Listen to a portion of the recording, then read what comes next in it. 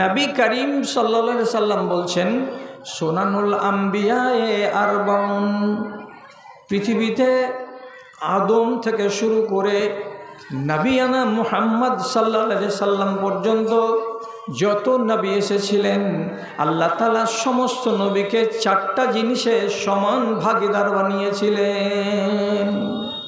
4টা জিনিসে সব নবীকে আল্লাহ তাআলা সমান ভাগীদার করেছেন। কেমন? একটার নাম কি? আল হায়াউ। পৃথিবীতে যত নবী এসেছিলেন সবাই নবী ছিল লজ্জাশীল। কোনো একটা নবীকে আপনি দেখতে পাবেন না চরিত্রের দিক দিয়ে তিনি বেলজ্জা ছিলেন। একটাও নবীকে দেখতে পাবেন না যে তিনি লজ্জাহীন ছিলেন, বরং সমস্ত নবীকে দেখা যাবে তারা লজ্জাশীল ছিলেন। 2 নম্বরে নবীজি বলছেন আত-তাআত্তুরু। আদম আলাইহিসসালাম থেকে শুরু করে আমার নবী পর্যন্ত যে কোনো নবী আতরকে পছন্দ করতেন, আতরকে ভালোবাসতেন। 3 নম্বর জিনিস হলো কি? আসওয়াক। পৃথিবীতে যত নবী পয়দা হয়েছেন সমস্ত নবী মিসওয়াককে বড্ড পছন্দ করতেন, দাঁতুনকে বড্ড পছন্দ করতেন। এবং 4 নম্বরে রাসূল করিম সাল্লাল্লাহু আলাইহি সাল্লাম বলছেন আত-তাযাওউজু। পৃথিবীতে যত নবী এসেছেন সমস্ত নবীর সুন্নাত হলো বিবাহ করা, শাদী করা। বিনা বিবাহে বিনা শাদীতে শুধুমাত্র 2 জন নবী থেকে গেছেন, সেটার কারণবশত থেকে গেছেন। বাকি একটাও নবী পাওয়া যাবে না যিনি বিবাহ করেননি, যিনি শাদী করেননি, যিনি সংসারের জীবনে আসেননি।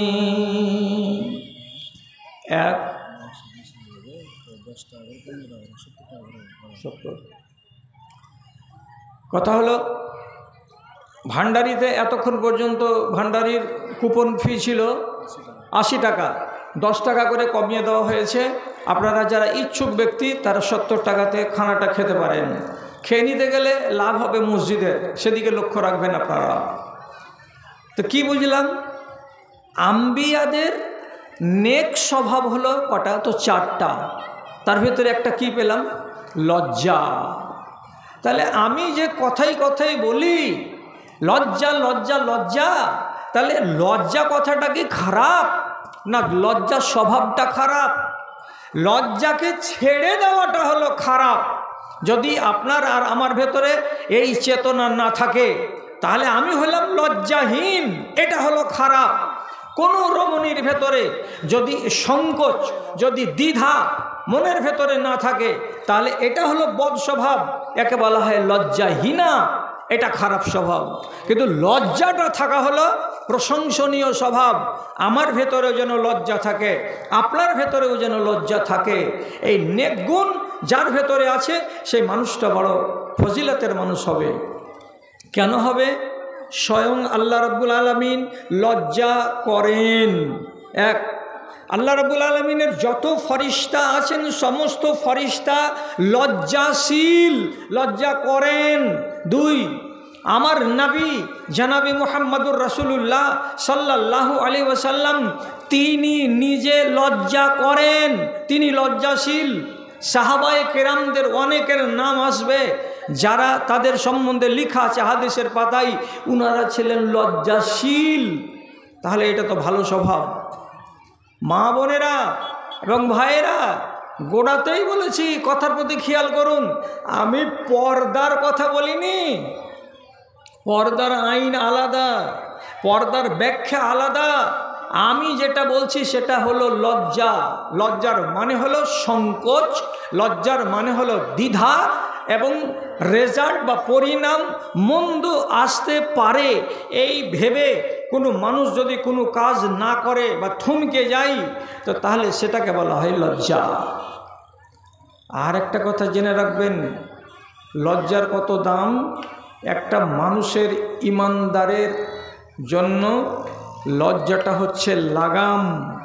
যেই লোকটার কাছে লজ্জা আছে সেই লোকটার কাছে ঈমান ঠিকঠাক আছে। যেই মানুষটার কাছে লজ্জা নাই সেই মানুষটার কাছে তার ঈমান ঠিকঠাক নাই। কোথায় পেলাম? নবী করিম সাল্লাল্লাহু আলাইহি ওয়াসাল্লাম বলছেন আল হায়াউ ওয়াল ঈমানু কুরনা জামিআ। এজা রফিআ আহাদুহুমা রফিআল আখারু। আল্লাহ তাআলা নবী বলছেন লজ্জাকে এবং আপনার ঈমানকে একজনকে আর একজনের সঙ্গে বেঁধে রাখা হয়েছে, ঈমানকে ছেড়ে দেওয়া হয়নি।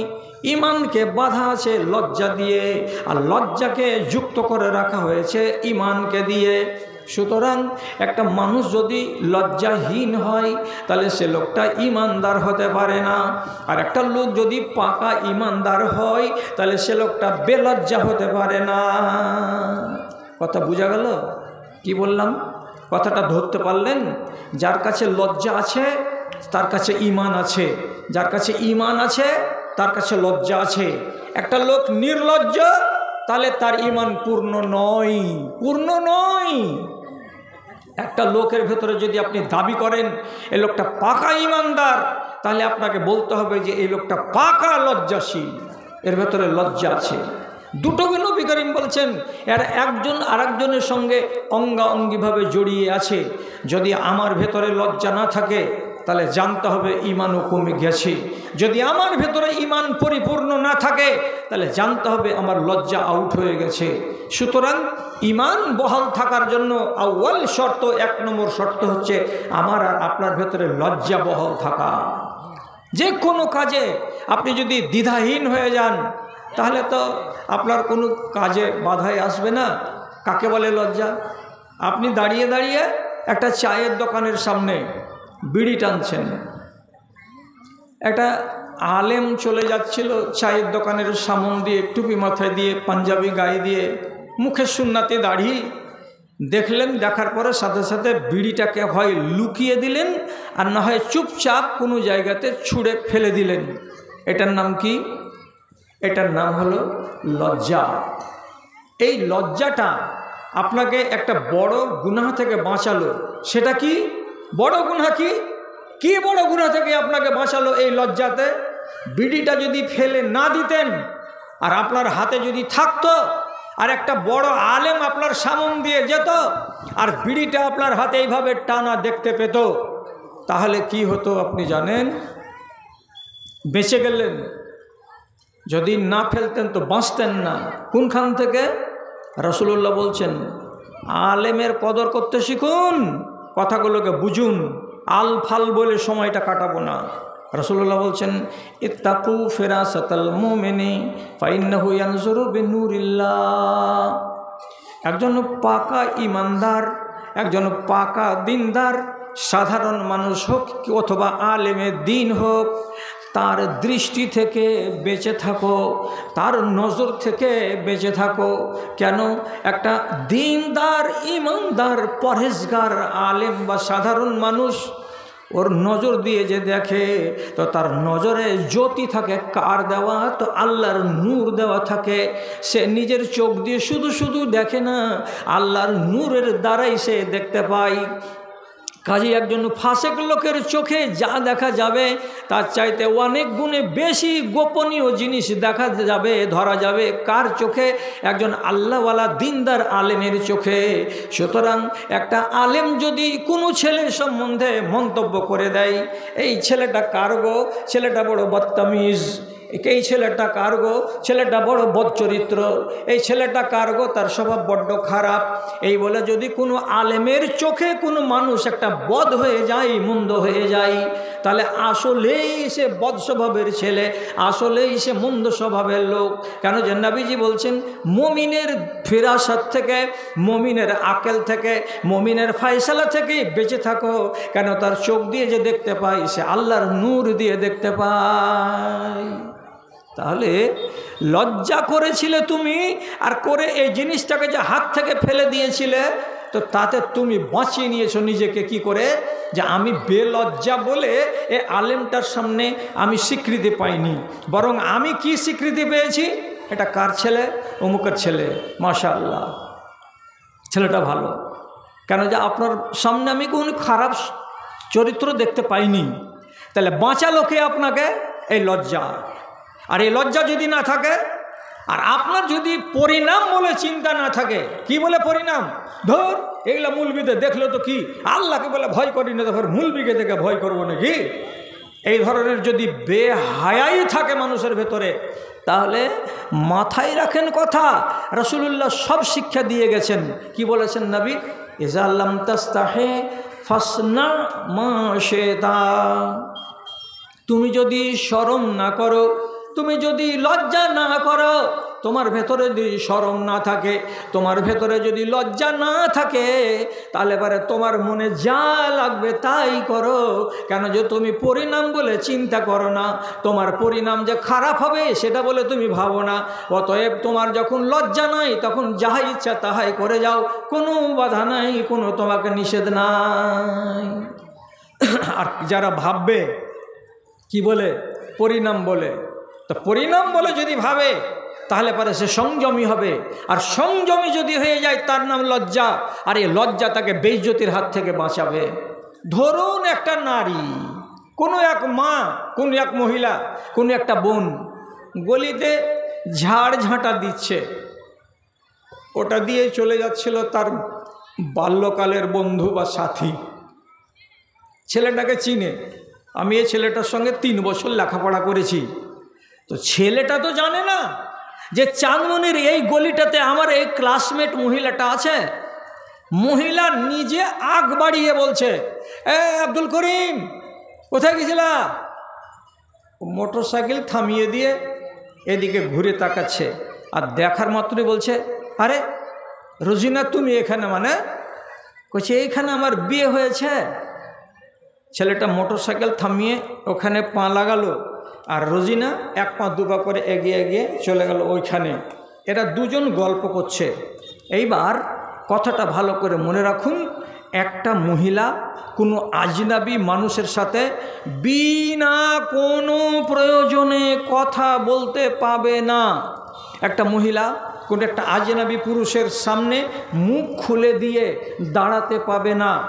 একটা আজনাবী বেটা ছেলের সামনে একটা আজনাবী মেয়ে ছেলে এইভাবে নির্জনে এক জায়গাতে দাঁড়িয়ে কোনো কথা বলতে পাবে না। এখন এই মহিলা যদি তর্ক করে, কি বলে,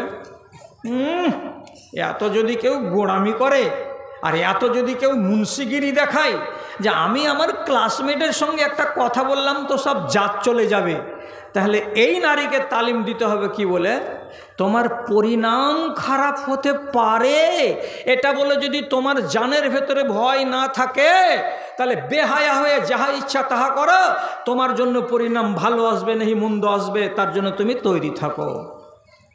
তো পরিণাম আসতে পারে না। রাসূলুল্লাহ কি সার্টিফিকেট দিলেন? ফাসনা মা শিতা।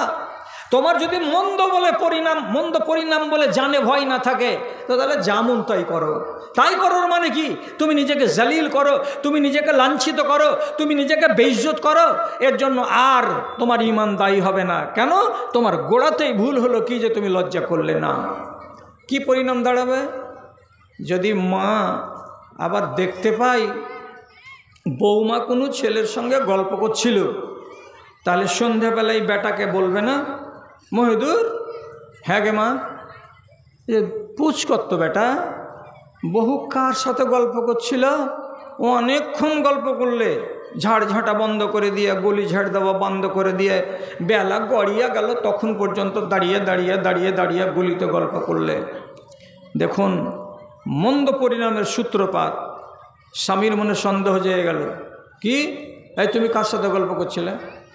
আমার ক্লাসমেট ওখান দিয়ে যাচ্ছিল, আমাকে দেখেও বলল, কে রে তোর এখানে বিয়ে হয়েছে নাকি? বলে হ্যাঁ।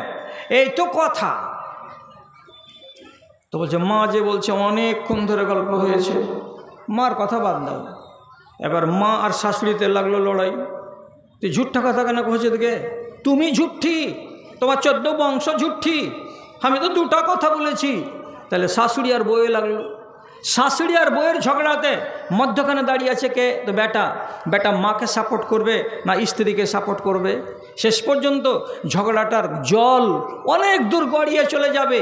আর অনেক দূর যদি গড়িয়ে চলে যায়, তাহলে হতে পারে এই নারীর কপালে কলঙ্ক আছে যে তুমি হলে বদচলনের নারী, বিয়ে হওয়ার পরে তুমি ক্লাসমেটের সঙ্গে 20 মিনিট কথা বলবা, তার মানে তোমার ভেতরে কি মন্দ জিনিস লুকিয়ে আছে। তোমার মতো বেটি ছেলেকে আমি স্ত্রী বলে রাখবো না, তুমি হলো পরনষ্টা নারী, আমার বিশ্বাস তোমার উপর থেকে উঠে গেল, তোমাকে আমি আর পছন্দ করি না। এই যে দানা বাঁধবে দিলের ভিতরে, 3 দিন পর 4 দিন পর ঘা বড় হবে, ঘা বড় হতে হতে হতে হতে আর একদিন হবে কি এই অবিশ্বাস, দুজনের সংসারে ফাটল ধরাবে, মহিলাকে তখন নিজের বাপের বাড়ি চলে যেতে হবে। এখানেই শেষ নয়, কতটি ঝগড়া আছে। বাটনা মাদ্রাসায় ফতোয়া যাবে, কি ছেলেটা ছেড়ে দিবে, কি করা যাবে, তো মোহর দিয়ে দিবে, তালাক দিয়ে দিবে, বাস হয়ে গেল। তখন কোর্টে যাবে, কোর্টে যেতে গেলে তাকে মাসে মাসে 7,000 টাকা করে টানতে হবে, কতদিন, যতদিন এই মেয়েটির বিয়ে না হবে। আবার যদি উল্টো হয় যে এই মহিলাই বলছে ওর ভাত খাবো না, ভাত খাবি না তো তাহলে মোহরানা ঘুরিয়ে দে, বলছে ও যে 1 বছর আমার কাছে থাকলো তো মোহরানা কেন ঘুরিয়ে দিব, ঘুরিয়েও দিবেও না, খোলাও হবে না, সমাজ বসবে, লড়ালড়ি হবে, ফাসাদ হবে গ্রামের ভেতরে, কত জল কত দূর গড়িয়ে চলে যাবে। আপনি বুঝতে পারছেন? এই জন্য নবীজি আগেই সার্টিফিকেট দিয়ে বলেছেন, তোমাকে যদি লজ্জা না থাকে, অর্থাৎ তোমার পরিণাম কিছু ভয়ঙ্কর হতে পারে, এ কথার চিন্তা যদি মগজে না থাকে, তাহলে তোমার যেমন লাগে তাই করবা। মুখ পুড়ে যেতেও পারে, মুখ পুড়ে ছাই হয়ে যেতেও পারে। অতএব কি শিখলাম? লজ্জা এমন একটা গুণ, যে গুণটা মানুষের ভেতরে থাকতে গেলে তার ঈমান বৃদ্ধি হয়, মানুষটার ঈমান তাজা থাকে, এবং এই ভালো গুণটার সঙ্গে আল্লাহও জড়িয়ে, এই ভালো গুণের সঙ্গে নবী জড়িয়ে, এই ভালো গুণের সঙ্গে সাহাবায়ে কেরাম জড়িয়ে, সবাই জড়িয়ে। আপনাকে একটা কথা বলি, বেশি লম্বা চড়া কথা বলছি না, আপনাকে একটা ছোট্ট করে হাদিস বলছি। আল্লাহ তাআলা হায়া করেন না, করেন না, সহি হাদিস। আল্লাহ রাব্বুল আলামিন নবী বলছেন, ইন্নাল্লাহা হায়ুন কারীমুন ইস্তাহি মিন আবদিহি ইযা রাফা'a ইয়াদাইহি আন ইয়ারুদ্দাহু সিফরা। কি বলা হলো? একটা বান্দা যদি সে নিজের মুসাল্লাতে বসে বসে এই রকম করে দুখানা হাতকে তুলে দিয়ে আল্লাহ রাব্বুল আলামিনের কাছে কিছু চাই, কিছু যদি দরখাস্ত করে, যেমন কোনগুলো দোয়া? আল্লাহুম্মা ইন্নী আসআলুকাল জান্নাতাল ফিরদাউস, আল্লাহুম্মা ইন্নী আসআলুকা ইলমান নাফিআন। এই আসআলুকা, আসআলুকা কিংবা রব্বানা, রব্বানা, এই যে রব্বানা রব্বানা বলে ডাকছে, কিংবা আসআলুকা, আসআলুকা, আয় আল্লাহ আমি তোমার কাছে চাইছি, আল্লাহ তোমার কাছে চাইছি, এই বলে কোনো বান্দা যদি নিজের হাত দুখানাকে তুলে দিয়ে আল্লাহ রাব্বুল আলামিনের কাছে কিছু চাই, তো নবীজি বলছেন আমার আল্লাহ হলো অত্যন্ত লজ্জাশীল। আল্লাহ তাআলা বলছেন ওই হাত দুখানাকে খালি খালি ফিরিয়ে দিতে আমাকে বড্ড লজ্জা লাগে। আমি ওই বান্দার হাতকে খালি খালি ফিরিয়ে দেব, কিছুই দিব না তার হাতে, এটা করতে আমাকে বড়ই লজ্জা লাগে। বড় লজ্জা লাগে মানে কি? আল্লাহ তাআলা বলছেন তখন আমার মনের ভেতরে এটাই তৈরি হয়, কি করে আমি আমার বান্দাকে খালি ফিরিয়ে দিব, এটা মনে আমার দ্বিধা লাগছে, আমার মনের ভেতরে সংকোচ তৈরি হচ্ছে। আল্লাহ তাআলা তখন বলেন কি, না না, আমার এই বান্দার হাতকে খালি ফিরিয়ে দেওয়া যাবে না। কি পেলাম? আল্লাহ তাআলা আপনার হাত দুখানে দেখে উঠে আছে, ভিক্ষার মতো করে আপনি তুলে আছেন হাত, তাকে দেখে আল্লাহকে কি লাগলো? লজ্জা লাগলো। আল্লাহর লজ্জা আর আমাদের লজ্জাতে আসমান জমিনের তফাৎ আছে। মোটা অঙ্গে বুঝেন যে আল্লাহ রাব্বুল আলামিনের ভেতরেও কি আছে? লজ্জাবোধ আছে। ইয়াকে দিব না, কি বলবে লোকটা? কি বলবে মানে? কি বলবে মানে কি? একটু পরেই, 3 দিন পরেই এই লোকটা যদি উল্টা কথা শুরু করে দাও আল্লাহর শানে, কি বলে উল্টা শুরু করবে? হ্যাঁ, কত চাইলাম, দোয়া করে করে হাত উঠিয়ে উঠিয়ে হাতকে মানে ঢিল করে দিলাম, বগলে ব্যথা হয়ে গেল, কিন্তু আল্লাহ তাআলা দেয় না তো। না না না, আল্লাহ গরিবকে দিবে না, আল্লাহ দিবে তো সব লাট সাহেবগুলোকে দিবে। এই যে ফালতু কথাগুলো বেরিয়ে যেতে লাগলো আপনার মুখ দিয়ে, কেন? পেলেন না বলেই তো। আপনার ভেতরে অতটুকু জ্ঞান ছিল না, আপনার ভেতরে সবুর ছিল না, ধৈর্য ছিল না বলে হুট করে আপনি আল্লাহ রাব্বুল আলামিনের বিরুদ্ধে কথা বলতে লাগলেন। তো আল্লাহ তাআলার এইটুকু, আল্লাহ নিজের কথা বলছেন যে আমার ভেতরে এই চেতনাটুকু আছে যে এই বান্দাকে যদি আমি খালি হাত ঘুরাই তো তাহলে এর পরিণামটা কি হবে? উল্টা পাল্টা হয়ে যেতে পারে। তাই আল্লাহ তাআলা বলছেন আমাকে বড্ড হায়া লাগে, আমাকে বড্ড শরম লাগে, আমাকে বড্ড লজ্জা লাগে যে আমি লোকটাকে খালি হাত ফিরাবো কেমন করে, অথচ আমার কাছেও হাত পাতিয়ে চাইছে।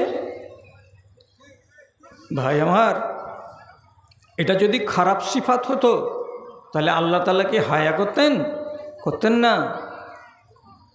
আমার নবী আল্লাহ রাব্বুল আলামিনের পরে আর আমার নবীর মাঝখানে একটা মধ্যখানে ওয়াস্তা আছে, মাধ্যম আছে, সেটা হচ্ছে ফেরেশতাদের দল। ফেরেশতারা তো পাক, এরাকে আল্লাহ রাব্বুল আলামিন খাহেশাত থেকে, মনের বাসনা কামনা থেকে একদম পুরো মাত্রায় পরিষ্কার রেখেছেন। এদের কামনা নেই, এদের বাসনা নেই, এদের চাহিদা নেই, এদের বিবি নেই, এদের বাল বাচ্চা নেই, এদের খানা পিনা নেই, এরা এগুলো থেকে পরিষ্কার। তবুও তাদের ব্যাপারে একদম সহি কথা লেখা আছে, ভালো করে বুঝেন। আল্লাহর ফেরেশতারা শরম করে কি করে না, আর এটা নেক গুণ কি নেক গুণ নয়। একদিন আল্লাহ পাকের নবী হযরতে আয়েশার বাড়িতে শুয়ে শুয়ে আরাম করছেন। মা আয়েশা মৌজুদ আছেন বাড়িতে, কিন্তু রাসূলুল্লাহর নিজের লুঙ্গিটা উঠে আছে। কত দূর পর্যন্ত উঠে আছে যে আল্লাহ পাকের নবীর হাঁটুর উপরের রানগুলোর খানিক খানিক অংশ দেখা যাচ্ছে, রানের কিছু কিছু অংশ দেখা যাচ্ছে। এতটা কাপড় উঠিয়ে রেখে নবী করিম সাল্লাল্লাহু আলাইহি সাল্লাম আরাম করছেন। এমন সময় আবু বকর সিদ্দিকের আওয়াজ পাওয়া গেল। আল্লাহ রসুল বলছেন, আসতে দাও, কে আছো বাইরে, ওকে। রাসূলের কথা শুনে আবু বকর সিদ্দিক রাদিয়াল্লাহু তাআলা আনহু ঘরের ভেতরে ঢুকে গেলেন। রসুলের যে অবস্থা ছিল সেই অবস্থাতেই থেকে গেলেন, কাপড়কে নাড়াচাড়া করলেন না। তারপর আর 2-4 মিনিট পরে আবার ঢুকলেন। কে? তো হযরত ওমর ফারুক রাদিয়াল্লাহু তাআলা আনহু যখন ঢুকে গেলেন, তো রাসূলুল্লাহর অবস্থা যেমন ছিল কাপড়ের, ঠিক ওই রকমই থেকে গেল, একটু নাড়াচাড়া করলেন না। তারপর এবার হঠাৎ করে কড়া বেজে উঠল, কে আছো গো? তো বলছে, আমি উসমান গনি রাদিয়াল্লাহু তাআলা আনহু আছি। রাসূলুল্লাহ আসতে বললেন। হযরত উসমান যেমনি ঢুকলেন, সঙ্গে সঙ্গে আল্লাহ পাকের নবী বসে গেলেন। আর বসে যাওয়ার পরে নিজের লুঙ্গিটাকে হাঁটু থেকে নিচে নামিয়ে নিলেন, নিয়ে পুরো পাটাকে ঢেকে দিলেন। যখন এই দৃশ্যটা মা আয়েশা দেখতে পেলেন, তখন আদবের সাথে নবীকে জিজ্ঞেস করে বলছেন, আমার আব্বা যখন বাড়িতে ঢুকলেন তখন আপনি হাঁটুটাকে খোলাই রেখে দিলেন, ঢাকলেন না। হযরত ওমর যখন বাড়ির ভেতরে ঢুকলেন তখন আপনার রানটাকে খোলা রেখেই দিলেন, ঢাকলেন না। এবং হযরত উসমান গনি যখন ঢুকলেন তখন তাড়াহুড়ো করে নিজের রানটাকে, নিজের হাঁটুর উপর কাপড়টাকে কেন আপনি ঢেকে নিলেন, কেন আপনি নিজেকে সোজা সাপটা করে নিলেন? কি ব্যাপার? ওই দুজনের বেলা পা ঢাকলেন না, হাঁটু ঢাকলেন না। আর উসমান গনি যখন এলেন তখন আপনি তাড়াতাড়ি করে হাঁটুকে ঢাকছেন, রানকে ঢাকছেন, পাকে ঢাকছেন। এর মানেটা কি বুঝতে পারলাম না আমি। নবীজি কি বলছেন? আয়েশাকে জবাব দিয়ে বলছেন, কাইফা লা আস্তাহি মিন রাজুলিন ইয়াস্তাহি মিনহুল মালায়েকা। ও আয়েশা শুনো, আমি কি করে ওই মানুষটাকে দেখে শরম করব না? আমি এই লোকটাকে দেখে কেন শরম করব না? যেই লোকটাকে দেখতে গেলে আল্লাহর ফেরেশতারা ঝাঁকে ঝাঁকে আসে এবং শরম করে। আল্লাহর ফেরেশতারা লজ্জা করে কাকে দেখে? তো উসমান গনিকে দেখে। তো তাহলে যে মানুষটাকে দেখে আল্লাহর ফেরেশতারা শরম করে, ওই মানুষটাকে দেখে আমি নবী মুহাম্মদ কেন শরম করব না? এই জন্য উসমানের বেলায় শরম করে নিজের রানটাকে ঢেকে দিলাম, লুঙ্গিটাকে আমি নিচে নামিয়ে দিলাম। তাহলে হযরত উসমানের সম্মানার্থে আল্লাহর ফেরেশতারা কি করেন? লজ্জা করেন, আল্লাহর ফেরেশতারা শরম বোধ করেন। কি বুঝতে পারলাম? হ্যাঁ, এই ভালো চরিত্র বলেই এই সিফাতটা, এই গুণটা কার ভেতরে আছে? আল্লাহর ফেরেশতাদের ভেতরে আছে। অন্য এক হাদিসে আছে, নবীজি একদিন রাতের বেলায় এতে গেলেন, বাকিতে গেলেন, কবরস্থানে। তো বাকি কবরস্থানে গেলেন, সেখানে গিয়ে দোয়া মাংলেন কবরবাসীদের জন্য। তো লম্বা চওড়া হাদিসের একটু শর্ট কথা বলি, শর্ট যেটুকু আমার নেওয়ার আজকের মতো সেইটুকু এই। হযরত আয়েশা পিছনে পিছনে চলে গেছিলেন, দিয়ে দেখতে গেছিলেন যে রাসূলুল্লাহ কি আমার বাড়ি বাদ দিয়ে অন্য কোনো বিবির বাড়ি চলে গেলেন নাকি। তো দেখছেন রাসূলুল্লাহ এখানে দাঁড়িয়ে দাঁড়িয়ে দোয়া করছেন। তারপরে যখন রসুল বাড়ির দিকে রওনা হয়েছেন তখন হযরত আয়েশাও বাড়ির দিকে রওনা হয়ে গেছেন। হাঁপতে হাঁপতে হাঁপতে হাঁপতে আয়েশা বাড়িতে ঢুকলেন। রাসূল কারীমও বাড়িতে ঢুকলেন। ঢোকার পরে তখন আয়েশা যেমনি এমনি করে জোরে জোরে হাঁটার কারণে হাঁপছেন। তখন রাসূলুল্লাহ বলছেন, কি ব্যাপার, তুমি হাঁপছো কেন এত? তখন বলছে, না কিছু নাই, এমনি এমনি একটু এরকম করছে। তখন রাসূলুল্লাহ বললেন, খবরটা সত্য সত্য দিয়ে দাও, আর না যদি দিবা তো যে আমাকে খবর দেয় সে খবর দিয়েই দেবে, অতএব লুকিয়ে রাখিও না সত্যটা কি। তখন আম্মা আয়েশা বললেন, ব্যাপারটা এই, আপনাকে আমি চেক করার জন্য আপনার পিছনে পিছনে রওনা হয়েছিলাম কবরগাহ পর্যন্ত। আপনি যখন উল্টো পথে রওনা হলেন তখন আমিও দৌড়ে দৌড়ে বাড়ি এসেছি বলে আমার শ্বাসটা ফুলছিল, আমি হাঁপাচ্ছিলাম। তখন নবীজি বলছেন, জানি জিবরিল, কিছুক্ষণ আগে আমার কাছে জিবরিল এসেছিলেন, ও আনতে নাইমা, তুমি ঘরের ভেতরে, আনতে ওয়াজে আতুন সেয়াবাকে, তোমার ঘরের ভেতরে তুমি ছিলে, আমিও ছিলাম, কিন্তু তোমার গায়ে কাপড় ছিল না ভালোভাবে। নিধের অবস্থাতে মানুষের গায়ে ঠিকঠাক কাপড় থাকে না। তোমার মাথাটা খোলা ছিল, নিধের অবস্থায় তোমার পেট ফাঁকা ছিল, তোমার হাতগুলো খোলা খোলা ছিল। এই টাইমে হযরতে জিবরিল আমার কাছে এলেন, ঘরের ভেতরে চলে যেতেন, কিন্তু গেলেন না। কেন গেলেন না? যে তুমি উলঙ্গ, খানিকটা উলঙ্গ হয়ে, খানিকটা আধা উলঙ্গ হয়ে, অর্থাৎ কাপড়কে ফেলে দিয়ে এলোমেলো হয়ে শুয়ে আছো। আর এই রকম অবস্থায় যদি জিবরিল চলে যান মানুষের সকালে, আর তুমি যদি জানতে পারো, তাহলে তোমার ভেতরে একটা কেমন কেমন ভাব তৈরি হবে, আর তাতে তুমি লজ্জা পেয়ে যাবে বেশি বেশি মাত্রায়, যে আহারে একটা আলগা মানুষ আমাকে দেখে নিল, আমার শরীরটা তার নজরে পড়ে গেল। এই জন্য তোমাকে ঝামেলায় ফেলবে না, তোমাকে লজ্জায় ফেলবে না বলে হযরতে জিবরিল নিজে লজ্জা বোধ করলেন, করে বাড়ির বাইরে গেটের কাছে দাঁড়িয়ে থাকলেন, তোমার ঘরের ভেতরে ঢুকলেন না। তাহলে হযরতে জিবরিলের মতো ফেরেশতা তিনিও বলছেন যে ওই হাদিস থেকে তিনিও শামিল।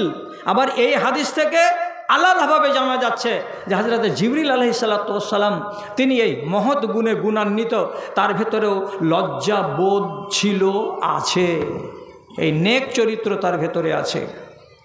জি হ্যাঁ আমার ভাই জানেরা, কথাগুলোকে একটু মন দিয়ে শুনবেন। যদি কাম দেয় কোনো দিন যে এই লজ্জা থাকতে গেলে আমাদের উপকার কতটা হয় আর কতটা হয় না, সহি কথা বলছি আপনাকে। একদিন রাসূলুল্লাহর শালি বলেন না হয় 150 বলেন, যেটাই বলবেন, হযরত আয়েশার বড় বোন, তার নাম হচ্ছে আসমা রাদিয়াল্লাহু তাআলা আনহা, উনি উনার স্বামীর খেজুরের বাগান থেকে কিছু খেজুর পেড়ে নিয়ে আসছেন। কেন যে হযরতে জুবায়ের রাদিয়াল্লাহু তাআলা আনহু ছিলেন খুব কড়া মিজাজের সাহাবী। তিনি নিজের স্ত্রীদেরকে বসিয়ে বসে খেতে দিতেন না। 4টা স্ত্রী, কিন্তু কেউ যে বসে খাবে এরকম তার মিজাজে ছিল না। যাও খেজুর পেড়ে আনো, বাগানে খেজুর আছে, তো যাও লকড়ি নিয়ে আসো, খেজুরের বাগানে শুকনো শুকনো ডাল আছে, 2-4 খান 5 খান করে পেড়ে আনো, এনে নিজের রান্না বান্না করো। এখান থেকে ওলামায়ে দ্বীন অনেকগুলো মশলা বের করেছেন, তার ভিতরে এইটা একটা মশলা। কি মশলা? যে আসমা রাদিয়াল্লাহু তাআলা আনহা বাড়ি ছেড়ে 1 কিলোমিটার 1.5 কিলোমিটার দূরে স্বামীর বাগান থেকে খেজুর পেড়ে মাথায় করে চলে আসছেন বাড়ি। তাহলে এবার প্রশ্নটা হলো, মেয়ে ছেলে পেলে কি নিজের গলিতে গরুর নান্দে পানি দিতে পারে?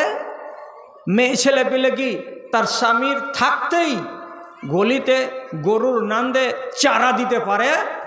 হয়তো কোনো মৌলবি সাহেব বলে দিবে মদটা বাড়িতে বসে থাকবে আর বেটি ছেলেটা গলিতে গরুকে পানি দিবে, গরুকে চারা দিবে। কেন? মেয়ে ছেলের বাইরে আসা যায় যে নয়। আরে ফলস কথা, এটা একবারে ফালতু কথা। স্বামী যদি তার চাই যে আমার স্ত্রী এই কাজটা করবে, সে জানে, অথচ সে হুকুম করছে নিজের স্ত্রীকে যে যাও গলিতে তুমি গরুর নান্দে চারা দিয়ে আসো। স্ত্রী যদি চারা দিয়ে আসে পর্দার সহিত, 1 পয়সা ক্ষতি নাই। কেন? বাড়ি থেকে 1 কিলোমিটার 1.5 কিলোমিটার দূরে খেজুরের বাগান থেকে খেজুর পেড়ে আনছেন কে? হযরত জুবাইরের স্ত্রী আসমা রাদিয়াল্লাহু তাআলা আনহা। কাজের কথাটা কি? রাস্তাতে দেখা হয়ে গেল নবী করিম সাল্লাল্লাহু আলাইহি সাল্লামের সাথে। আল্লাহ পাকের নবী যখন চিনে নিলেন এটা আমার 150 আবু বকরের বেটি আয়েশার বোন, তখন তিনি রিশতা সম্পর্ককে সামনে এনে দিয়ে একটুখানি মেহেরবান হয়ে গেলেন। আর মেহেরবান হয়ে যাওয়ার পরে নিজের উটটাকে তার কাছে নিয়ে গিয়ে বসিয়ে দিলেন। আর বসিয়ে দেওয়ার পরে বলছেন, ও আসমা, আমি তোমার ভগ্নিপতি, আমি আয়েশার স্বামী, আমি তোমাকে নিজে থেকে অফার দিয়ে বলছি, তুমি এইরকম প্রখর রোদে পা পুড়িয়ে পুড়িয়ে হেঁটে হেঁটে বাড়ি যেও না। আমি উঁটটাকে বসিয়ে দিলাম, তুমি এইবার আমার উঁটের উপরে বসে যাও, আমার পিছন দিকে সওয়ার হয়ে যাও, আমি তোমাকে তোমার বাড়ি পর্যন্ত পৌঁছে দিয়ে চলে আসব। তোমার জানে আরাম হবে, তোমার সুখ হবে, এই জন্য তোমাকে প্রস্তাবটা দিলাম। চলো আমার উঠে উঠে যাও। উঠে তো ডবল বসা, 3 ডবল বসা, এটা তো অভ্যাস আছে আরবদের। তো রাসূলুল্লাহ ডাকছেন কাকে? নিজের 150কে, যে তুমি উঠো, আমি তোমার ভগ্নিপতি ডাকছি তোমাকে, চলো আমার সাথে সাথে তোমার বাড়ি পর্যন্ত পৌঁছে দিই। তো উনি যদি ইচ্ছা করতেন যে উঠে যাব, তো উঠে যেতে পারতেন। কেন যে এটা সাধারণ ভগ্নিপতি নয়, ইনি হচ্ছেন রাহমাতুল্লিল আলামিন, দয়ার কাণ্ডারি, তিনি হচ্ছেন নবী, একজন পয়গম্বর, সাধারণ মানুষ নয়। কিন্তু তা সত্ত্বেও তখন উনি কি বলছেন, হযরত আসমা কি বলছেন, ইস্তাহিয়াইতু আন আসিরা খালফার রিজাল, আমি আমার ভগ্নিপতিকে বলছি, হে আল্লাহর রসুল, আপনি আমার খাতিরে উটটাকে বসিয়েছেন, ভালো কথা, আপনি আমাকে পিছন দিকে বসতে বলছেন, বাড়ি পর্যন্ত পৌঁছে দিবেন, ভালো কথা, কিন্তু আমাকে বড্ড লজ্জা লাগছে, আমার মনে বড্ড দ্বিধা হচ্ছে, আমার মনের ভেতরে বড্ড সংকোচ তৈরি হচ্ছে। এর মানে কি, এই যে সংকোচ তৈরি হচ্ছে কিসের ভয়ে? হতে পারে এই কাজটার পরিণামে কোনো একটা খারাপ জিনিস আমার সামনে চলে আসতে পারে, যেটা আমি কামনা করি না, যেটা আমি বাসনা করি না, এমন একটা রেজাল্ট চলে আসতে পারে। তার জন্য আমি বলছি, আমাকে বড্ড লজ্জা লাগছে, আমাকে বড্ড শরম লাগছে আপনার পিছন দিকে বসে বসে বাড়ি পর্যন্ত যাওয়া, তাই আমি বসবো না, আপনি উটটাকে খাড়ো করেন, আর খাড়ো করার পরে আপনি বাড়ি চলে যান, আমি হেঁটে যাচ্ছি তো হেঁটেই বাড়ি চলে যাব।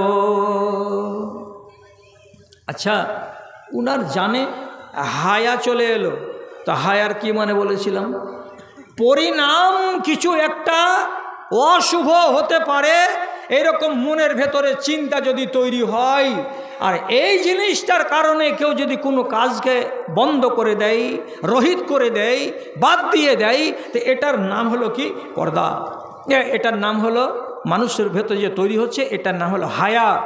তো হযরতে আসমা কি ভাবলেন মনে মনে, আচ্ছা আমার পরিণামে কোনো মন্দ কিছু দেখা দিতে পারে, তো পারে না দেখা দিতে? নিশ্চয় দেখা দিতে পারে। কেমন? মানুষের মন তো যদি ভগ্নিপতির পিছন দিকে বসে 4 পা 5 পা 10 পা করে যদি এগুতে এগুতে চলে যায়, 3টা লোক যদি আড়াল থেকে বলে, হাজি শালির সাথে কত ভাবছে, তো বলে আয়াজুবিল্লাহ, এমন যদি একটা বাজে কথা কাউরে মুখ থেকে বেরিয়ে যায়, আপনি গ্যারেন্টি দিতে পারবেন যে 1000 মানুষের মন সবটি একরকমের? এটা কোনোদিন নয়। আপনার আর আমার মনের ভেতরে ইবলিশ শয়তান মাঝে মাঝে টোকা দেয়। না হলে রাসূলুল্লাহ ইতিকাফে আছেন আর দেখতে গেছেন একটা বিবি, সেই বিবি ইতিকাফ থেকে রাসূলুল্লাহর সাথে দেখা করে বাড়ি আসছেন, তো রসুল ওই বিবিকে 4 পা 5 পা করে এগিয়ে দিচ্ছেন বাড়ির দিকে।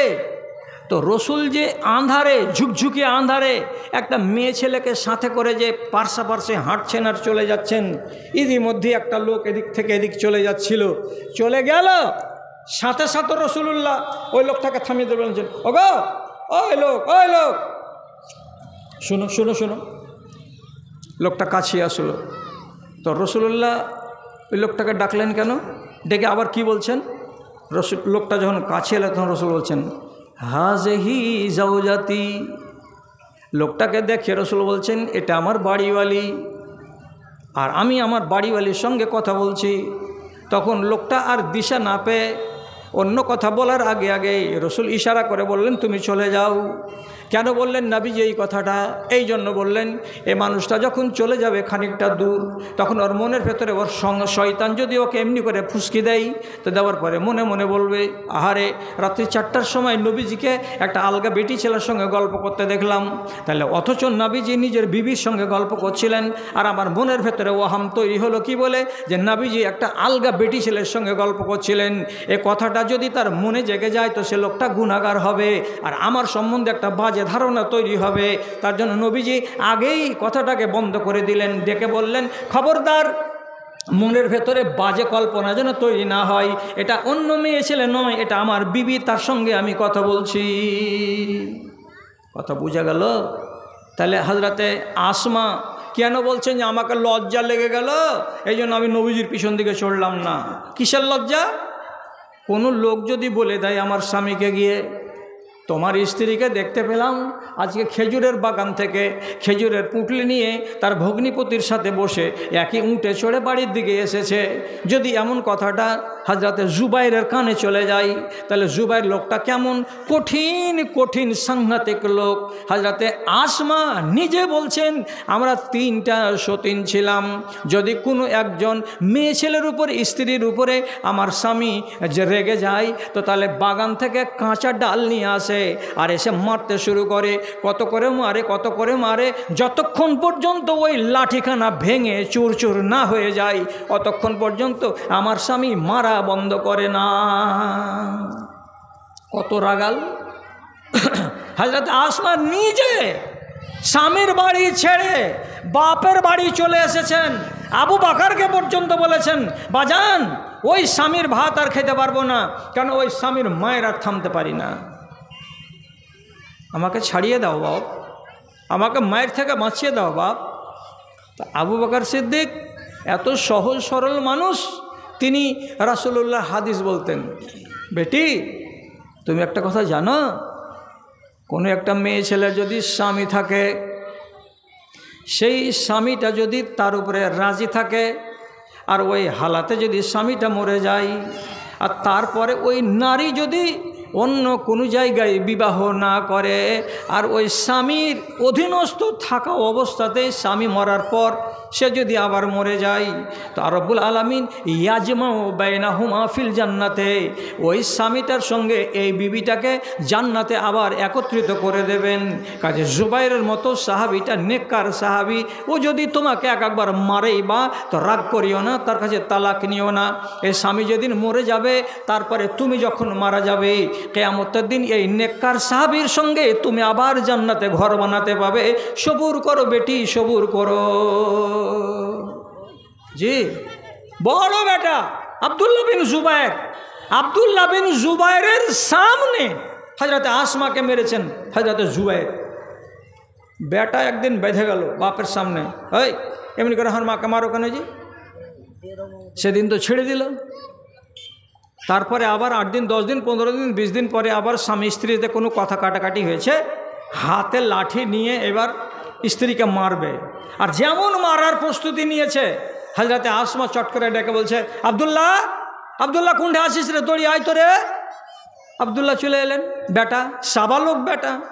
আর যেমনি সাবালক বেটা আংনাতে ঢুকেছে, তখনই ওর বাপ জুবাইর ওকে ডেকে বলছে, লা তাদখুল বাইনি ওয়া বাইনাহা, তোর মার আর আমার মাঝখানে হরগিজ ঢুকবি না। যদি আমাদের দুজনের মাঝখানে ঢুকতে এসেছিস, পরিণাম খারাপ হয়ে যাবে, আমি বলে দিচ্ছি। আব্দুল্লাহ বিন জুবাইর সেদিন পাড়া গরম করে দিয়ে বলছে, যা হবে হবে, আমার মায়ের উপরে একটা ছড়ি পড়বে না, এতে আমি ঢুকি অথবা আমি না ঢুকি। রাগ এমন হয়ে বেড়ে গেল হযরত জুবাইর রাদিয়াল্লাহু তাআলা আনহু। হ্যাঁ, মায়ের পক্ষ নিয়ে এসেছো আমার কাছে এখানে, যে তোর মাকে আমি মারতে পাবো না। যখন বড় বেটা রুখে দাঁড়িয়ে গেল যে আমার মাকে মারা যাবে না, তখন জুবাইর রাদিয়াল্লাহু তাআলা আনহু রাগের জ্বালাতে ওর মাকে তালাক দিয়ে দিলেন। তালাক দেওয়া স্ত্রী যতদিন বাকি দিন বেঁচে ছিলেন, ততদিন বেটার আন্ডারে থেকে মারা গেছেন।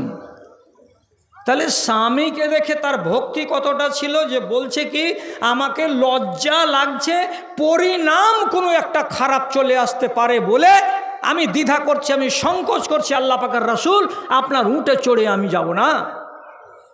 স্বভাবটা ভালো না খারাপ? কি বলছেন? এই লজ্জা হারিয়ে যাওয়ার কারণেই দেশের ভেতরে ইমানের বাটা চলে এসেছে।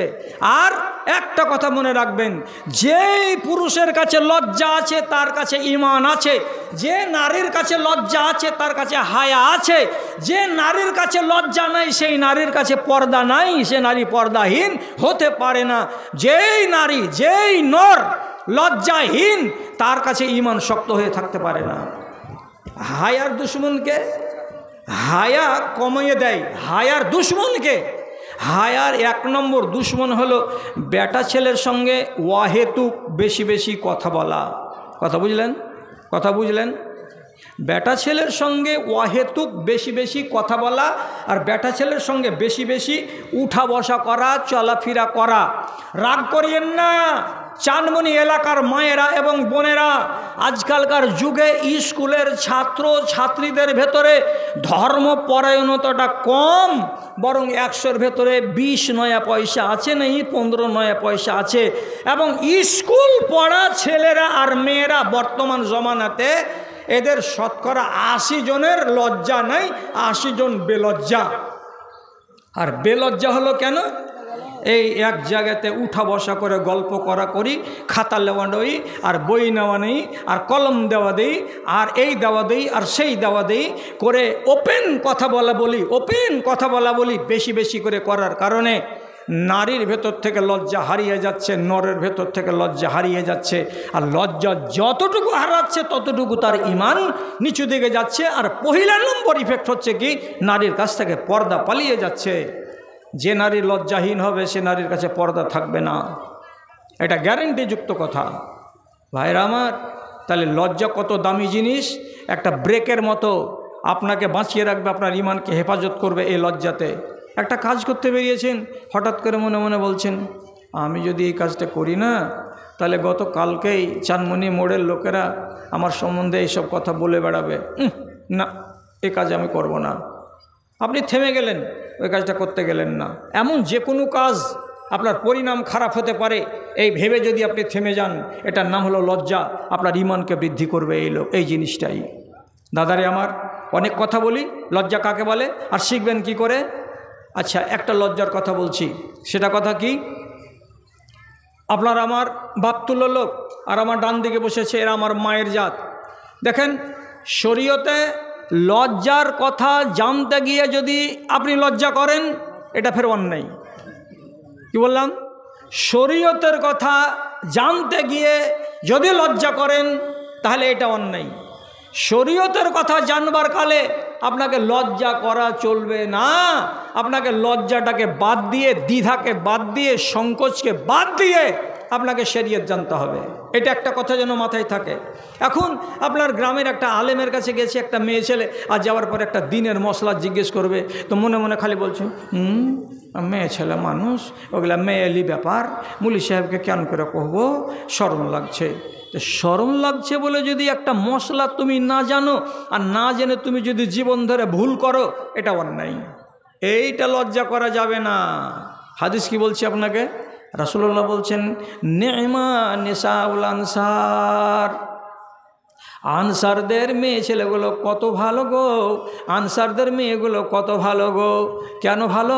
আনসারি মেয়েদেরকে কেন নবীজি বলছেন এরা কত ভালো? তো নবী তার জবাব দিয়ে বলছেন, ফাইন্নাহুন্না ইয়াসআলনা আন উমুরি দীনিহিন্না ওয়ালা ইয়াস্তাহিনা।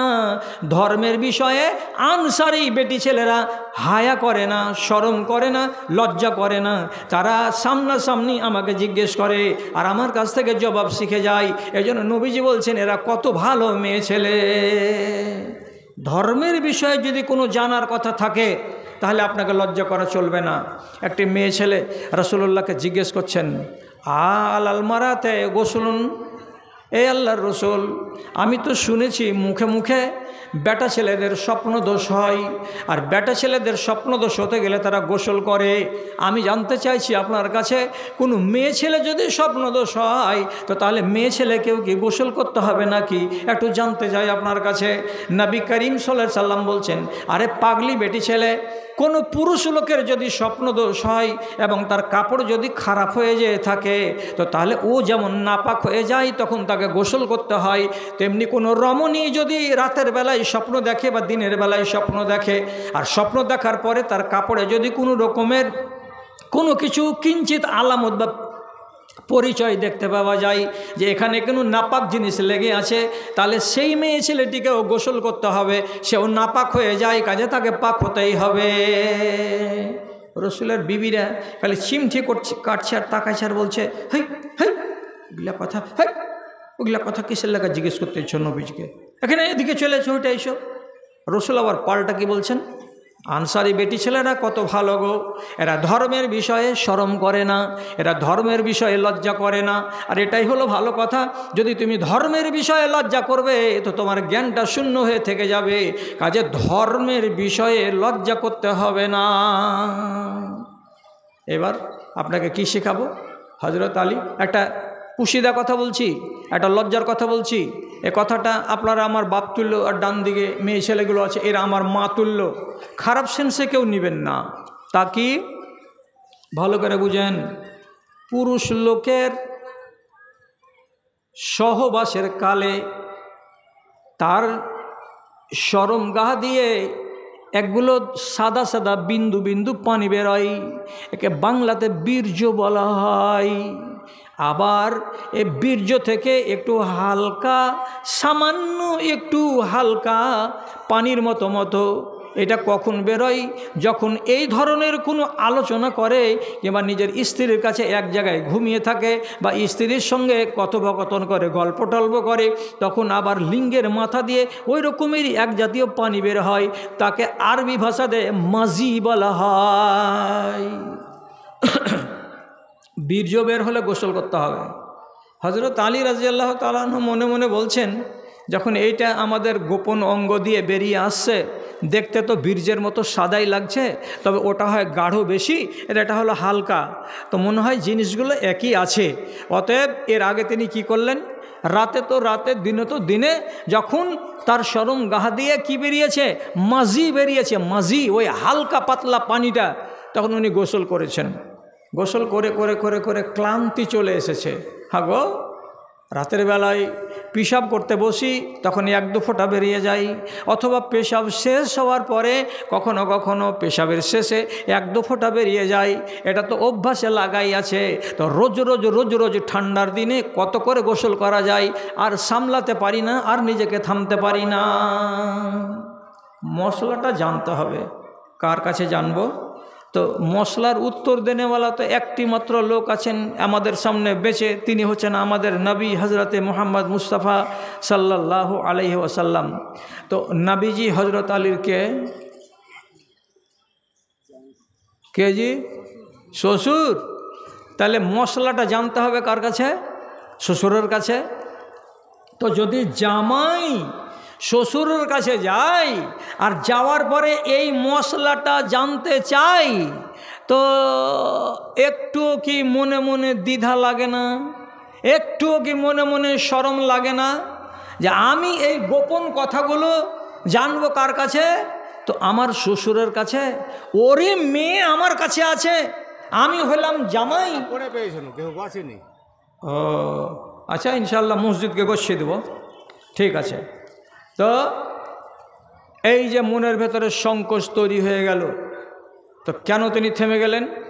থেমে গেলেন কয়েকটা কথা বলে। মনে মনে কি হলো, যদি আমি জিজ্ঞেস করে দিই আমার শ্বশুরকে, হতে পারে আমার শ্বশুর আর একবার বলবে, জামাই তুমি কত বেহায়া, তোমাকে কি একটু শরম নাই নাকি, তোমাকে কি একটু লজ্জা নাই নাকি, এ কথাটা তুমি আমাকে কেন জিজ্ঞেস করতে এলে, আমি যে তোমার শ্বশুর হইলাম। তো কথাটা যদি রসুলের পক্ষ থেকে প্রতিবাদ হয়ে যায় তো শুনতে বড্ড খারাপ লাগবে। এই পরিণামকে চিন্তা করে আর একবার আরেকটা পরিণাম কি, ইনি সাধারণ মানুষ নন, ইনি হলেন আমার শ্বশুর। শ্বশুরের কাছে যাব তো ভিতরের কথা কেমন করে বলবো, এটা বলতে গেলে নিজের গায়ে যেন বাঁধে। তার জন্য হযরত আলী বলছেন আমাকে মশলাটা জানতেই হবে, আর রসুলের কাছে আমি ব্যক্ত করব কেমন করে, আমার দ্বিধাতে সংকোচে জীবন চলে যাচ্ছে। তখন কি করছেন, আমার তুল মিকদাদা, আমি আমার এক সাথী মিকদাদ ইবনে আসওয়াদকে ডাকলাম। ডাকার পরে বলছি, ও ভাই মিকদাদ, তুমি যাও তো রাসূলুল্লাহর কাছে গিয়ে হয় আমার নাম বলেই তুমি জানো, আর না হয় তোমার নাম দিয়ে তুমি জানো, যেমন করে হোক না কেন মশলাটা একটু জেনে দাও। হযরত মিকদাদ রাদিয়াল্লাহু তাআলা আনহু নবীজির কাছে গেলেন, আর যাওয়ার পরে খোলাখুলি নিজের নাম না বলে সরাসরি আলীর নাম বলে বলছেন, হে আল্লাহ পাকের রাসূল, আপনার জামাই বাবুকে একটা রোগ লেগে গেছে। রোগটা হলো এইরকম, পেশাব করার আগে কিংবা কখনো কখনো পেশাবের পরে সাদা সাদা পাতলা পাতলা এক ধরনের পানির বুঁদ বেরিয়ে যায় তার লিঙ্গের মাথা দিয়ে। তো তাকে কি করতে হবে, গোসল করে করে বেচারি হয়রান হয়ে গেল, পেরেশান হয়ে গেল। তখন রাসূলুল্লাহ বলছেন, আলাইহিল ওযু, যাও মিকদাদ আলীকে বলে দিবা এটা জিনিস যদি দেখা যায় তো তাতে তাকে ফরজ গোসল করতে হবে না, এটার জন্য গোসল করা ফরজ নয়, ওয়াজিব নয়, বরং যদি এটা দেখা যায় তো তাহলে তাকে ওযু বানাতে হবে। ওযুটা টুটে যাবে, ওযু থাকবে না, নতুন করে ওযু বানাতে হবে, তাহলেই পাক হয়ে গেল। এছাড়া আর বাড়তি কোনো ঝামেলা তাকে করতে হবে না। তাহলে একটা মশলা জানার ব্যাপারে হযরত আলী তিনি কি করছেন, সংকোচ বোধ করছেন, দ্বিধা করছেন। আর আমরা আমাদের দেশে চলতে বলতে উঠতে বসতে কোনো দ্বিধা নাই।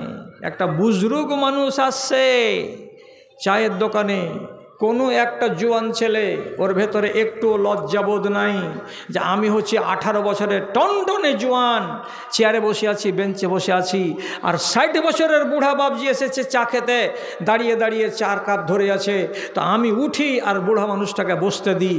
এই লজ্জাটা আমাদের ভেতরে নেই, এই চেতনা আমাদের ভেতরে হয় না। এরকম অনেক অনেক উদাহরণ আছে ভাই। হে, কথাতেও লজ্জা আছে। কথা বলতে গেলে একটা কথাকে একবার আপনি একরকম করে বলবেন, বেলজ্জা হয়ে যাবেন, আবার একটা কথাকে আর এক রকম করে বলবেন তো আপনার ভেতরে লজ্জা দেখা দিবে। কথার ভিতরেও আদব আছে, কথার ভেতরেও লজ্জা আছে।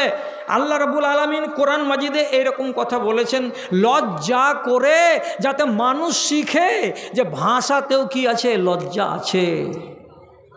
যেমন একটা বিধান বলছি, যদি কোনো মানুষ রমজানের শেষ 10 দিন মসজিদে গিয়ে এতেকাফ করে, যদি কোনো মানুষ রমজানের শেষ 10 দিন মসজিদে এতেকাফ করে, চানমুনিতে কেউ করে কি করে না জানি না, চানমুনিতে কেউ করে, করে অনেকেই করে না।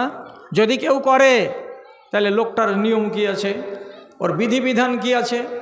এখন ওর বাড়িওয়ালি যদি যে ওখানে এশারের নামাজ পড়ার পরে কহে যে কেউ আর থাকলো না, গোটা গাঁ তো নিজের নিজের বাড়ি চলে গেছে, তা আমার বুড়া মানুষটা একলাই মসজিদে এতেকাফ করছে, ডরে বেগে কী করবে, আমিও যাই শুধ থাকি।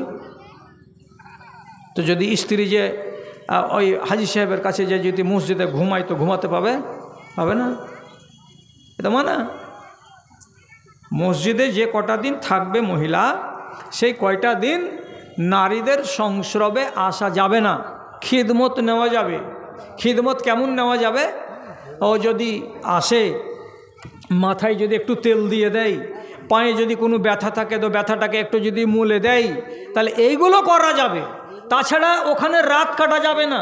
তাহলে কোরআনের ভাষা শুনুন, এইবার কোরআনের ভাষা ভালো করে বলছি। আল্লাহ তাআলা বলছেন, ওয়ালা তুবাশিরুহুন্না ওয়া আনতুম আকিফুনা ফিল মাসাজিদে। ও মানুষেরা, তোমরা যে কয়টা দিন এতেকাফে থাকবে আল্লাহর ঘরের ভেতরে, সেই কয়টা দিন যদি আল্লাহ তাআলা ডাইরেক্ট বলে দিতেন এই কথাটা যে তোমরা তোমাদের স্ত্রীর সঙ্গে সঙ্গম করতে পারবে না, বলতে পারেন আল্লাহ, কিন্তু ভাষাটাকে মিঠা করার জন্য, ভাষাটাকে শালীন করার জন্য, ভাষাটার ভেতরে শারাফত আর ভদ্রতা ভরার জন্য আল্লাহ রাব্বুল আলামিন বলছেন কি, তোমরা খেয়াল করেন তর্জমার দিকে, তোমরা যে কয়টা দিন মসজিদের ভেতরে এতেকাফের হালাতে থাকবে সেই কয়টা দিন নিজের চামড়াটাকে স্ত্রীর চামড়ার সঙ্গে লাগাতে যাবে না, স্ত্রীর চামড়ার সঙ্গে তোমার চামড়াকে মিলাতে যাবে না। তো চামড়াতে চামড়া মিলাতে যাবে না, এই কথাটা সহজ হলো। আর এটাকে যদি আপনি ডিপলি ভাবেন, একটু গাঢ় করে ভাবতে যান, তাহলে সহবাস এর মুরাদ বা এর অর্থ অর্থাৎ সঙ্গম করা, এটাও ঠিক, আর এটাই অর্থ এখানে। কিন্তু আল্লাহ তাআলা ডাইরেক্ট বলছেন না যে তুমি তোমার স্ত্রীর সঙ্গে সহবাস করিও না, বরং আল্লাহ তাআলা ইশারা করে একটা লজ্জার ভাষা দিয়ে বলছেন নিজের স্ত্রীর চামড়ার সঙ্গে তোমার চামড়াকে লাগাতে যেও না। একই অর্থ। তাহলে ভাষার ভেতরে কি আছে? একটা শালীনতা আছে এবং লজ্জার ভাব থাকা উচিত বা আছে। এখন আল্লাহ তাআলা সূরা মায়দাতে বলছেন, ওয়াইন কুনতুম মারজা আও আলা সাফারিন আও জা আহাদুকুম মিনাল গায়াতে আও লামাসতুমুন নিসা ফালাম তাজিদু মাআন ফাতায়াম্মামু সাঈদান তাইয়্যিবা। কি?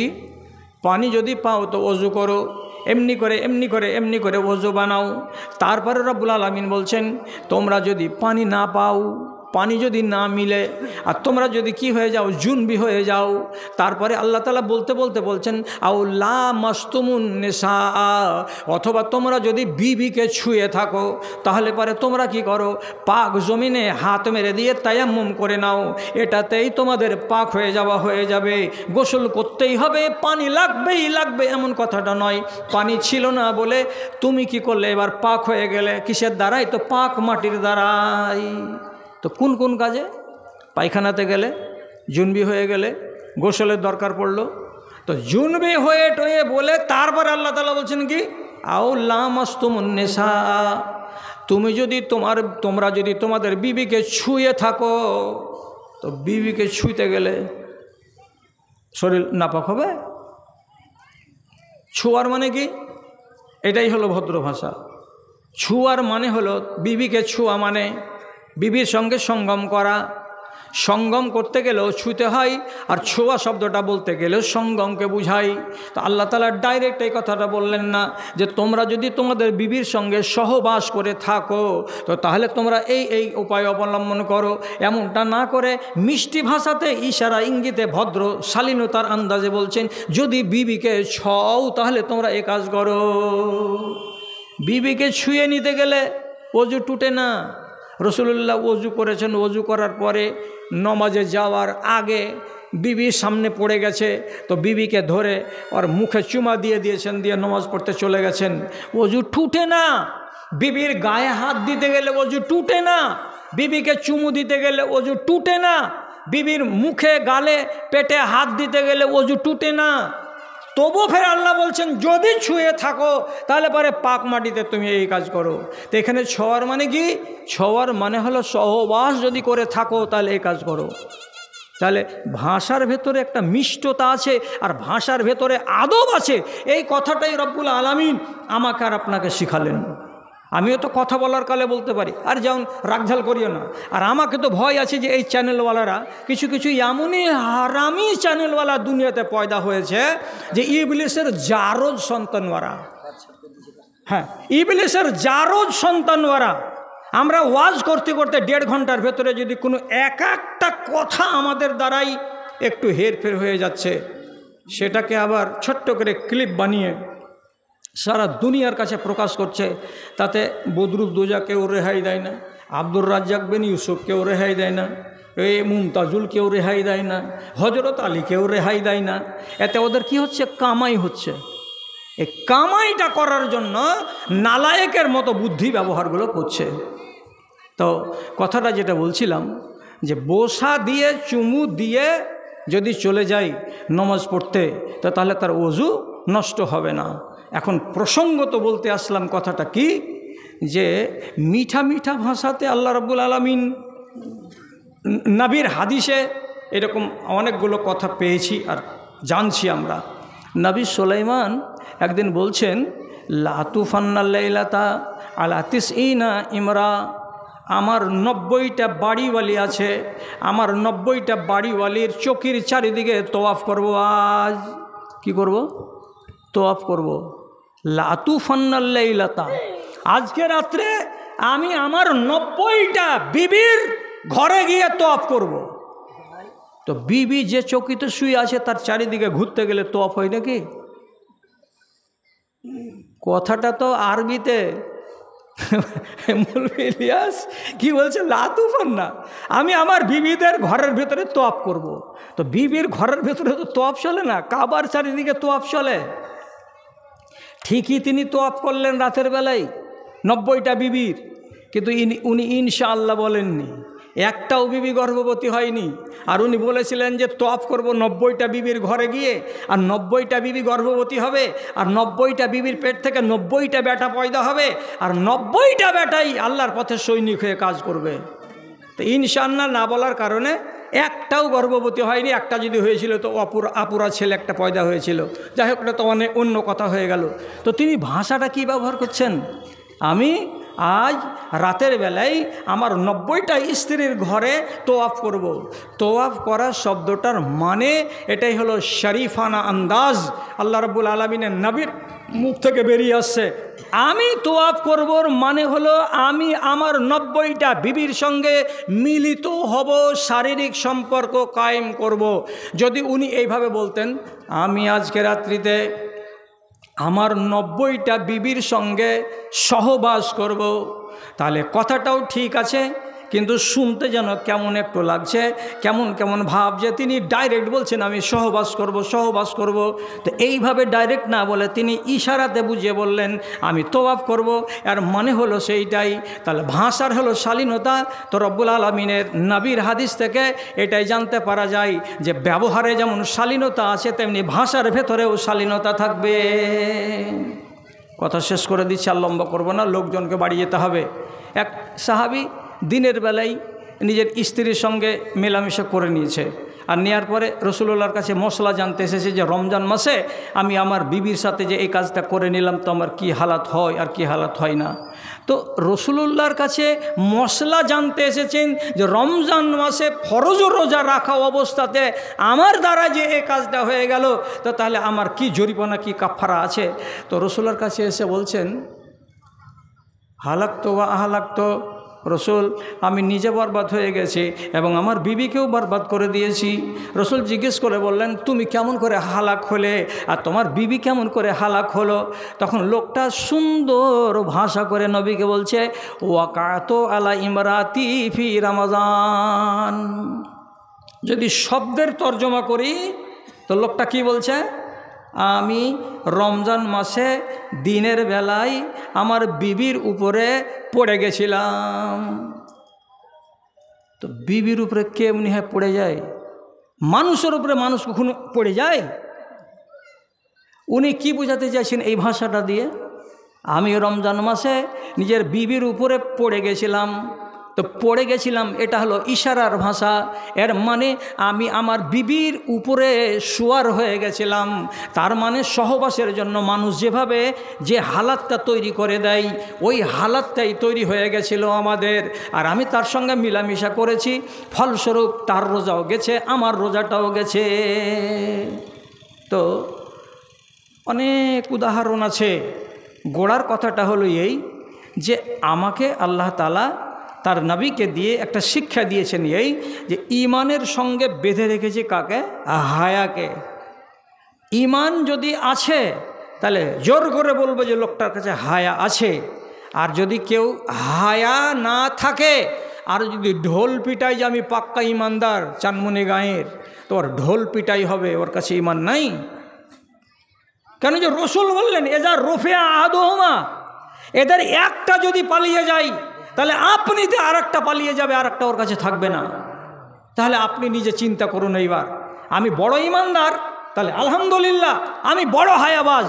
যদি আমি বলি আমার কাছে হায়া আছে, লজ্জা আছে, তাহলে আলহামদুলিল্লাহ আপনার কাছে হায়া আছে তো আপনার কাছে ইমানও আছে। অনেক কথা হলো বলা, তো কথা বলতে বলতে এতদূর তো আমার যাওয়ার কথা ছিল না। এখন আর 12 মিনিট দেরি আছে ঘড়িতে 1টা বাজতে। তো গোড়াখানে শুনতে পেলাম প্রোগ্রামের সেটিংয়ের কারণে একটু গোলমাল হয়েছে, যে আদায় টাদায় কোনো কিছু না কেবল হয়নি। তো ব্যাগে ব্যাগে যেটি আদায় হয়েছে আর মানুষের কাছ থেকে চেয়ে আদায় করা হয়নি। হাজিতে এখন